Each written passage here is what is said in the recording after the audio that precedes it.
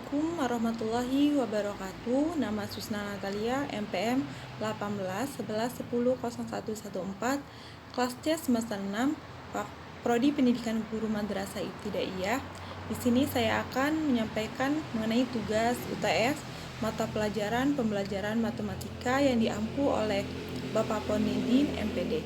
Yang pertama yaitu bagaimana hakikat pembelajaran matematika yang berpengaruh dalam kehidupan sehari-hari, terutama untuk peserta didik. Pengertian hakikat pembelajaran matematika di SD. Menu matematika berasal dari bahasa Yunani yang mathen atau matheinen yang berarti mempelajari. Matematika menurut Klein dalam Abdurrahman merupakan bahasa simbolis dari ciri utamanya adalah penggunaan cara bernalar deduktif, tetapi juga tidak melupakan cara bernalar induktif. Sejalan dengan hal itu, Susanto mengemukakan bahwa matematika merupakan cara berpikir logis dan dipresentasikan dalam bilangan, ruang, bentuk, dengan aturan-aturan yang telah ada, yang tak lepas dari aktivitas insani tersebut. Sementara itu, dalam Wahyudi dan Budiono mengemukakan bahwa matematika itu merupakan cara yang digunakan untuk menemukan jawaban tentang masalah pengetahuan mengenai bentuk dan ukuran, seperti pengertian matematika yang ditegaskan oleh Subarinah dalam Wahyudi dan Kriswadani, bahwa matematika merupakan sebuah sistem matematika yang dapat digunakan untuk mengatasi persoalan-persoalan nyata. Nah, matematika adalah ilmu yang dinyatakan melalui angka-angka ataupun simbol-simbol. Sementara itu, Wahyudi dan Kriswadani mengutarakan bahwa matematika merupakan ilmu dasar yang sudah menjadi alat untuk mempelajari ilmu-ilmu lain.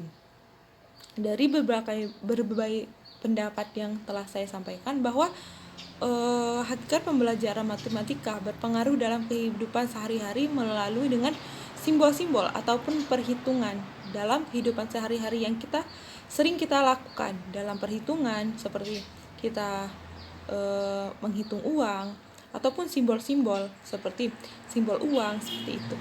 Baik, soal yang kedua adalah model pembelajaran PBL merupakan konsep pembelajaran yang dapat digunakan dalam merangsang siswa untuk dapat berpikir tingkat tinggi.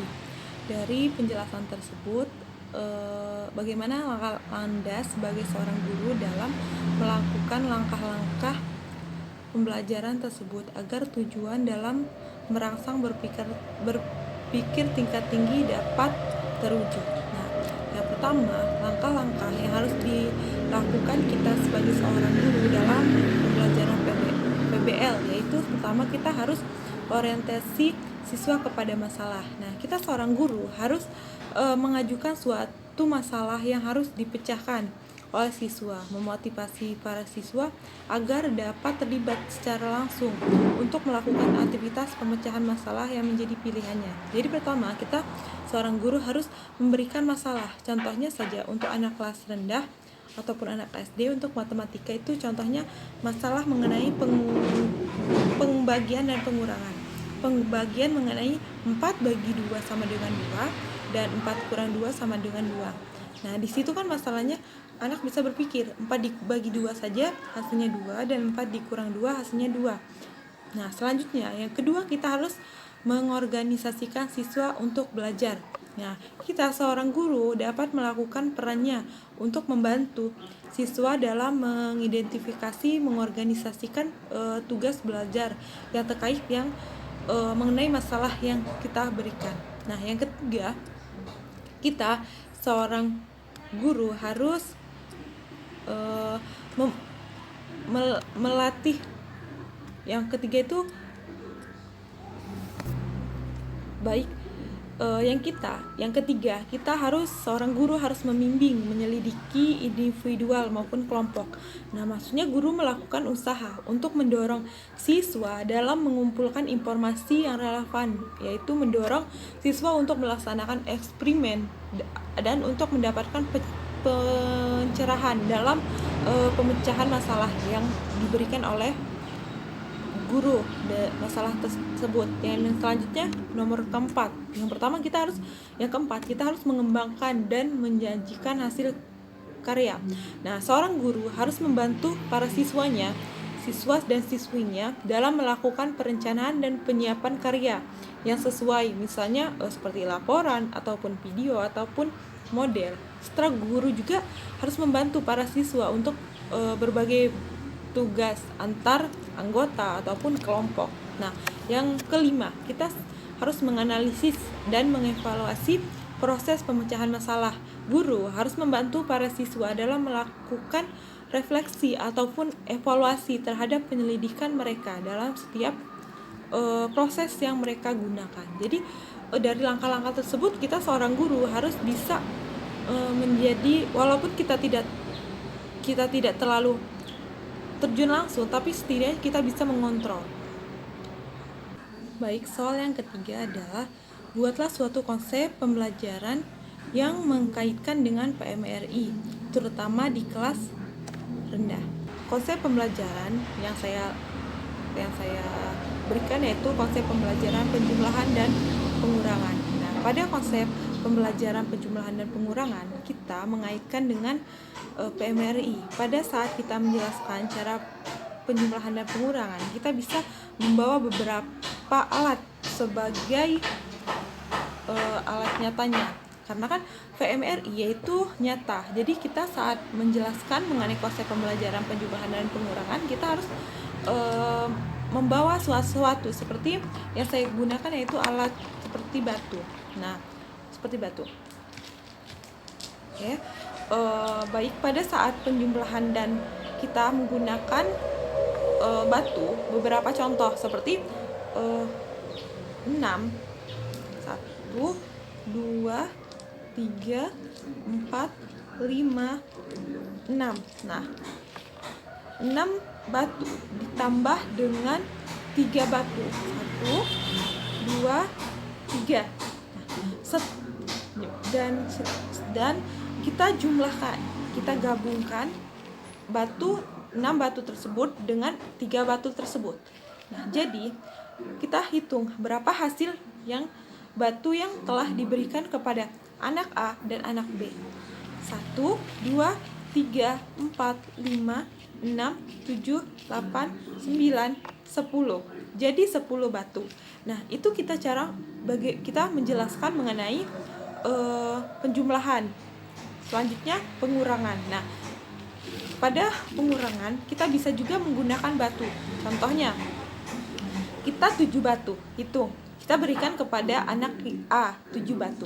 1, 2, 3, 4, 5, 6, 7. Setelah itu, anak A ini memberikan kepada temannya 2 batu atau kurang 2. 1, 2. Setelah itu, kita berikan kepada anak yang A untuk berapa sisa dari batu yang telah diberikan kepada anak yang B. 1, 2, 3, 4, 5. Jadi hasilnya 5. Dari penjelasan pengurangan tersebut bahwa sisa batu tersebut adalah 5. Nah, kaitannya dengan PMRI adalah nyata karena saat kita menjelaskan mengenai penjumlahan dan pengurangan, kita bisa dengan langsung memberikan contoh kepada anak murid kita dengan alat-alat sederhana seperti yang sering kita lakukan ataupun yang sering kita temukan di kehidupan sehari-hari. Soal yang keempat adalah coba Anda buat suatu lagu pembelajaran guna mengenalkan bilangan kardinal dan ordinal.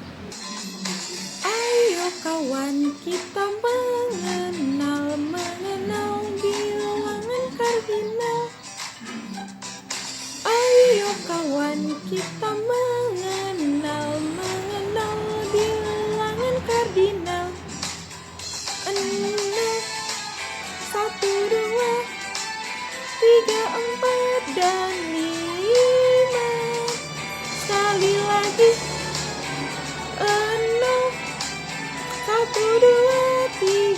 dan 5. Ayo kawan kita mengenal bilangan ordinal. Ayo kawan kita mengenal bilangan ordinal. Ayo kawan kita mengenal bilangan ordinal. Ke-1, ke-2, ke-3, ke-4, dan ke-5. Sekali lagi.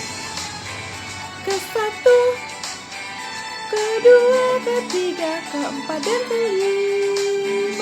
Atau dengan menyebutkan nama dengan nama rumah. Itulah bilangan ordinal. Baik, soal yang keempat adalah buatlah konsep pembelajaran di kelas guna mengenalkan tentang penjumlahan, pembagian, dan perkalian kepada siswa khususnya di kelas rendah. Baik, konsep pembelajaran yang kita lakukan seorang guru. Pertama, selamat pagi anak-anak. Hari ini kita akan mengenalkan penjumlahan, pembagian, dan perkalian. Nah, di sini Ibu sudah membawa alat, yaitu batu. Banyak dong kehidupan sehari-hari di rumah kita, yaitu batu. Benar? Baik, Ibu menanya. Hari ini kita belajar mengenalkan penjumlahan, pembagian, dan perkalian. Nah, di sini yang tahu pengertian penjumlahan. Ya, nih Ibu jelaskan ya. Penjumlahan adalah cara yang digunakan untuk menghitung total 2 bilangan atau lebih. Nah, penjumlahan bilangan bulat adalah operasi penjumlahan yang digunakan untuk menghitung total 2 atau lebih bilangan bulat. Nah, contoh ya, Ibu di sini sudah ada batu. Sekarang penjumlahan. Ibu mau 5 ditambah 5. Jadi Ibu mau memberikan 5 batu kepada Depi. 1, 2, 3, 4, 5. Nah, dan Ibu akan memberikan 5 batu lagi kepada Deni. 1, 2, 3, 4, 5. Nah, coba Deni dan Depi gabungkan, jumlahkan. Berapa hasilnya? Coba hitung ya. 1, 2, 3, 4, 5, 6, 7, 8, 9, 10. Jadi jumlah dari punya Depi 5 dan punya Deni 5 berapa? 10. Jadi penjumlahan adalah menggabungkan antara 2, punya Depi dan punya Deni. Jadi hasilnya 10. Nah, itu mengenai penjumlahan. Sekarang pembagian. Apa sih pembagian itu? Ada yang tahu? Nah, nih Ibu jelasin ya. Pembagian yaitu operasi pembagian digunakan untuk menghitung hasil bagi suatu bilangan terhadap pembagiannya. Nah, contoh nih ya, Ibu akan berikan contoh mengenai pembagian. Nah, baik, di sini kan Ibu ada sebuah batu. Nah, Ibu mempunyai 10 batu. Nah, Ibu mau membagikan kepada 5 siswa Ibu, yaitu nih Ibu akan bagikan 2 karena 10 bagi 2. Nah, Ibu mempunyai 10 batu. Nah, Ibu bagikan ya kepada Deni 2, Depi 2, dan Aldi 2, Andi 2, dan Mayang 2.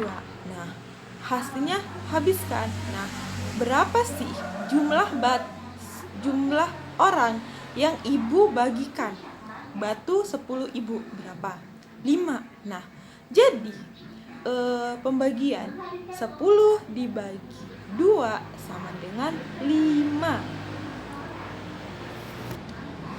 Selanjutnya yaitu perkalian. Nah, di sini anak-anak ibu udah tahu belum perkalian itu apa? Nah, ibu jelasin ya. Perkalian itu suatu operasi aritmatika atau operasi dasar matematika yang berfungsi sebagai simbol operasi penjumlahan berulang. Seperti contoh ya, ibu menekankan konsep penambahan berurutan. Nah, sekarang kita akan perkalian 5 dikali 2. Nah, di sini ibu menggunakan apa? Batu. Nah, ibu mempunyai 10 batu ini dan ibu sudah menyiapkan 5 keranjang kecil. Nah, tetapi kita harus menambahkan setiap keranjang 2, yaitu penambahan berurutan. Oke, keranjang yang pertama kita tambahkan 2 batu. Keranjang yang kedua kita tambahkan 2 batu. Dan keranjang yang ketiga 2 batu. Keranjang keempat 2 batu. Dan keranjang yang kelima 2 batu. Nah, sekarang kita gabungkan antara keranjang yang pertama ke keranjang yang kelima. Oke, kita gabungkan. Baik, sekarang kita hitung berapa hasilnya. 1, 2, 3, 4, 5, 6, 7, 8, 9, 10. Jadi jumlahnya 10. Jadi 5 dikali 2 hasilnya 10. Nah, itu hitungan perkalian. Sekian, terima kasih. Wassalamualaikum warahmatullahi wabarakatuh.